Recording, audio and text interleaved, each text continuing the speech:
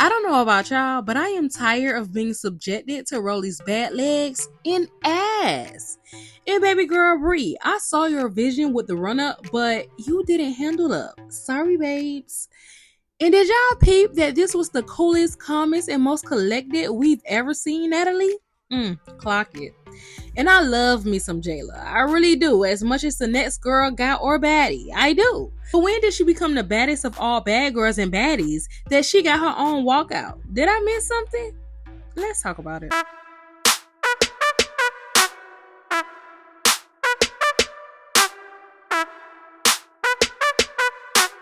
Good morning, good evening, good afternoon, whatever time you are watching this. Hey y'all, hey. So as you already read the title down below, I am about to get into episode 5 of Bad vs. Wild. But before I do, y'all already know what to do. Like this video and show your girl some love. Comment your thoughts because I know you already have them. Hit that notification bell and of course, click that subscribe button and join the queen of baby. Okay, getting straight into this episode. Let me get out my thoughts on the French Montana performance. It was cute. It was cool. Nothing to really rave about. But I am also not a huge fan of French Montana personally, so he wasn't going to do it for me anyways. And at this point, I know y'all are watching my reviews like, damn girl, who do you like?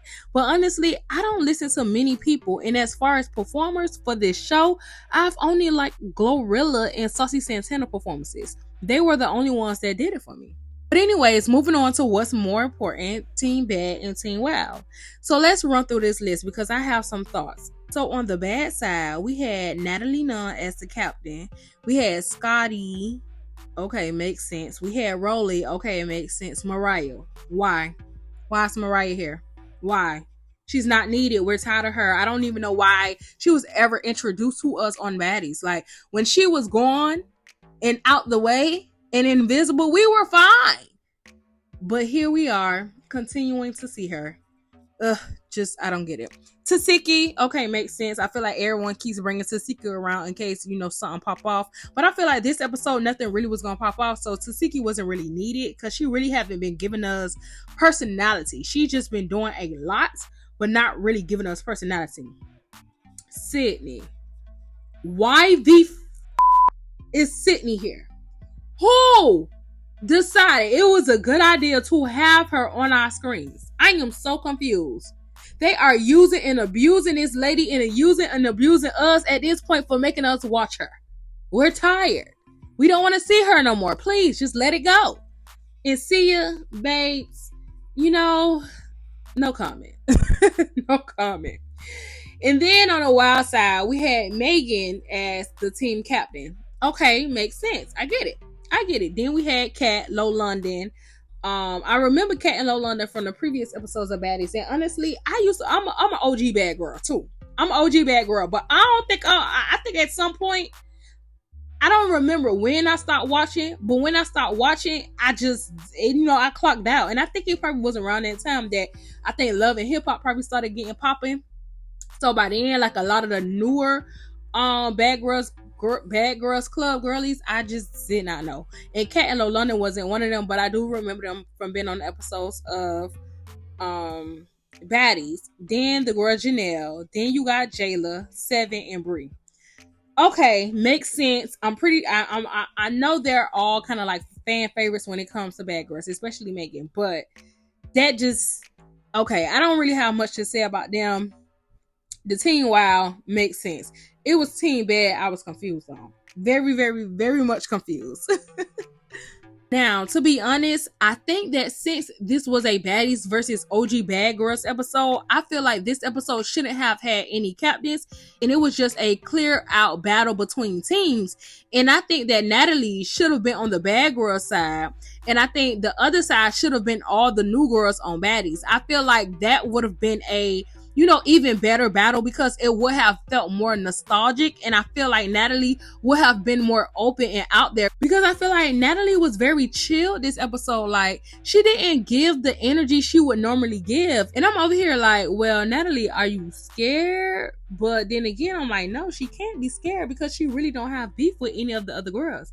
So I just don't know like what it was. Now, if they was hell bent on, having captains, then maybe Rolly should have been the team captain for the baddies, and Natalie could have been a team captain for the OG bad girls. And I don't care too much about Rolly because of the way she's been acting lately. But I have to give respect where respect is due. And when it comes to Rolly's presence on baddies, she has been basically the one on the show the longest, if I'm not mistaken. So it only would have made sense to have her as the captain for the new bad girls or the new baddies.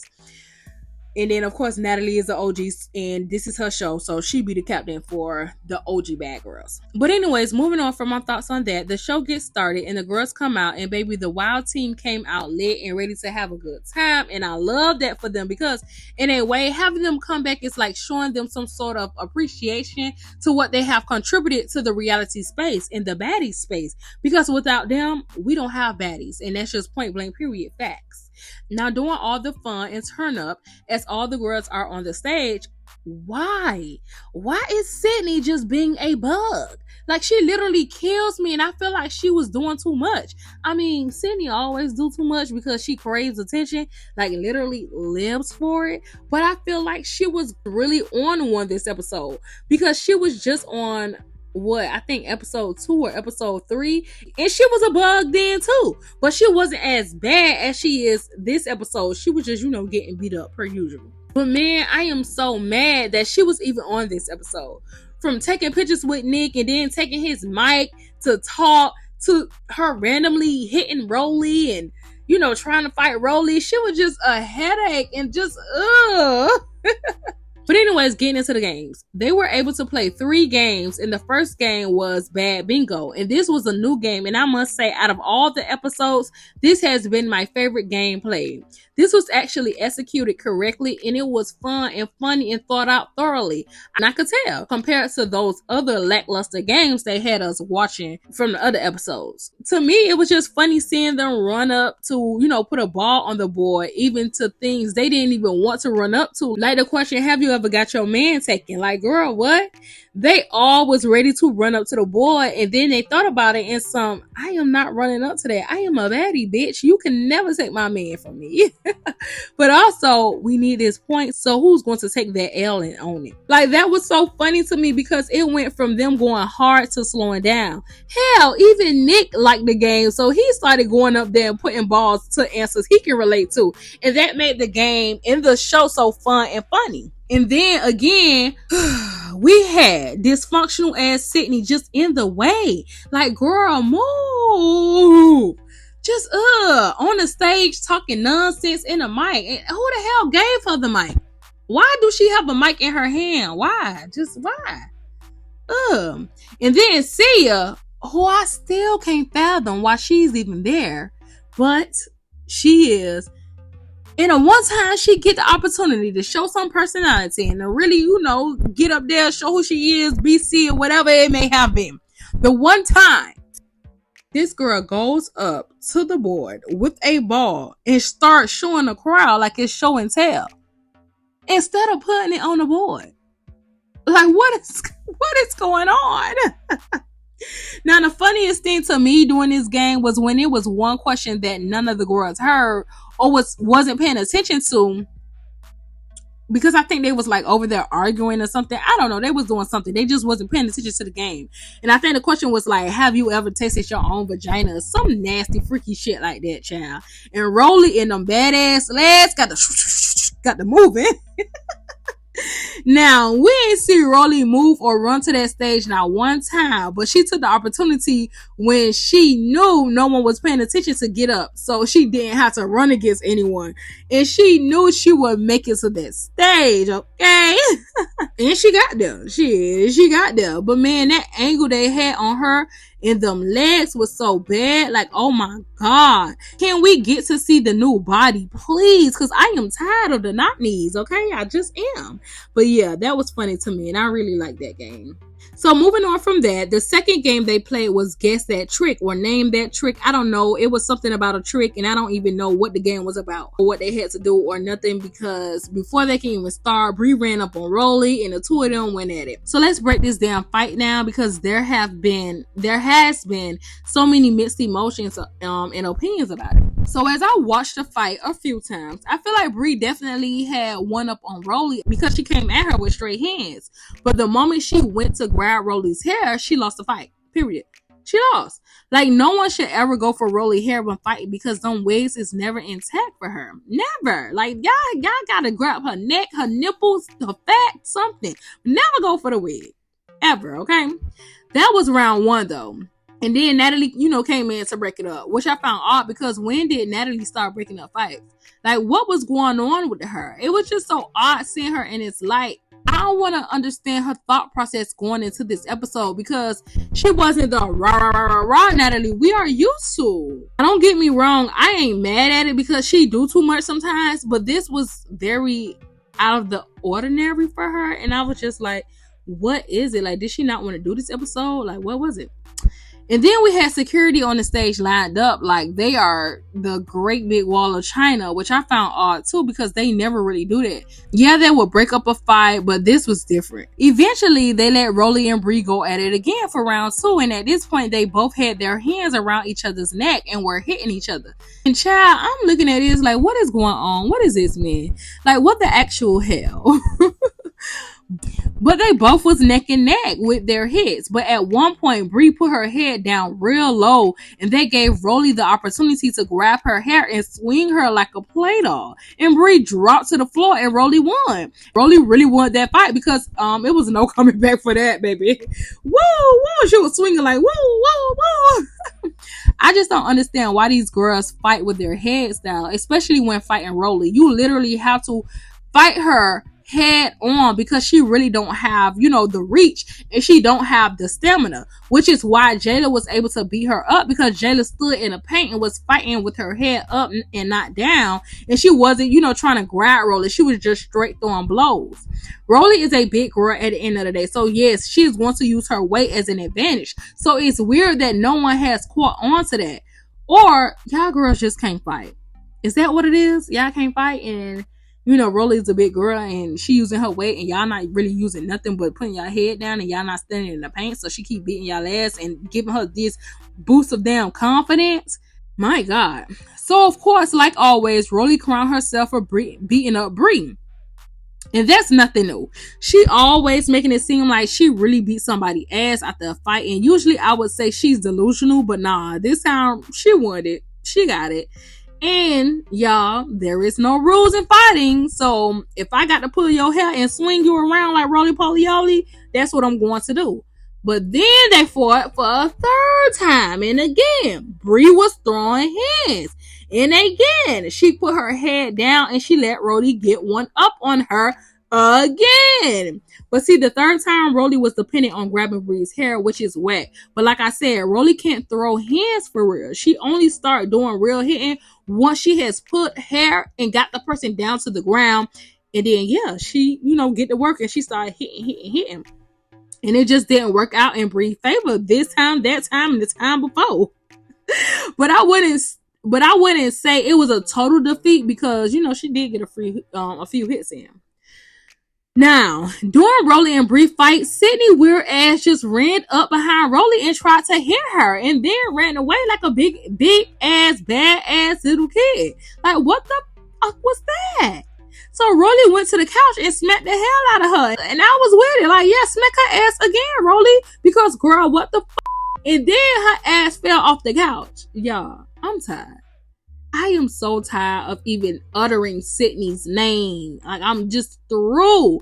Like, can we catch a damn break from the secondhand embarrassment she always places on herself? Can we, please? I want us to be free from the producers that keep thinking it's a good idea to continue putting Sydney on our screens. Just stop, please. We the people beg you. My God.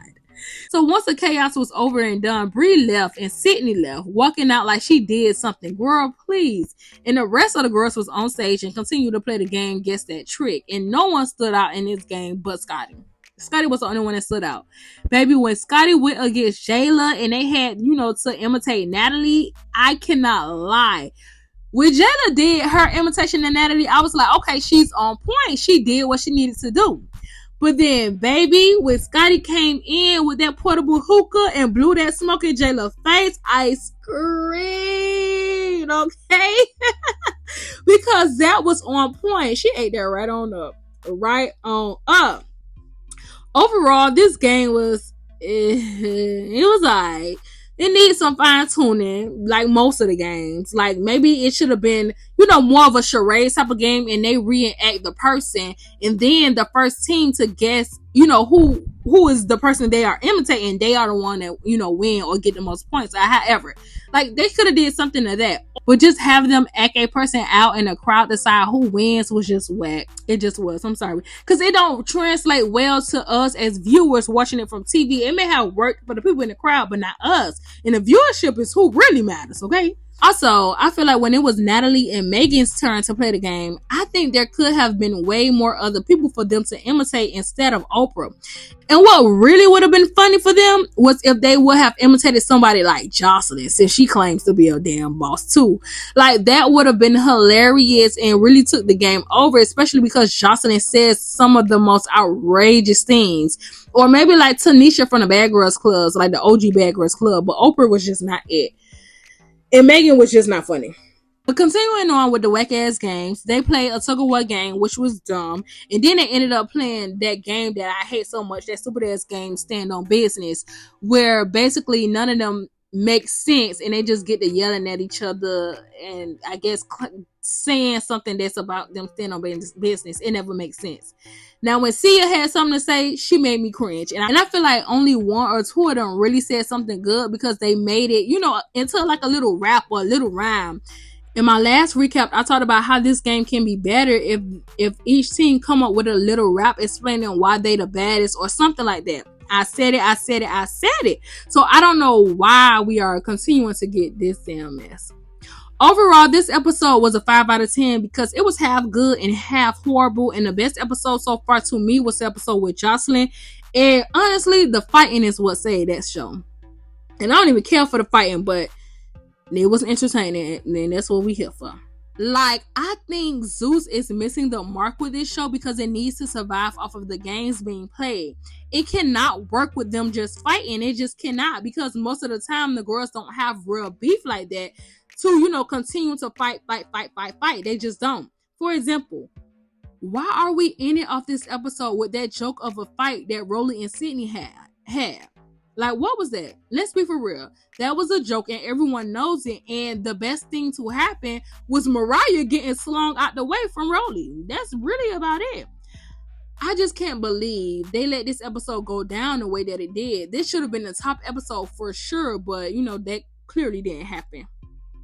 But anyways, enough of my rambling. I want to hear from y'all. So like this video and show your girl some love. Sound off in the comments with your thoughts and let me know how you felt about this episode. Hit that notification bell, and last but certainly not least, subscribe and join the Queen, baby. Bye.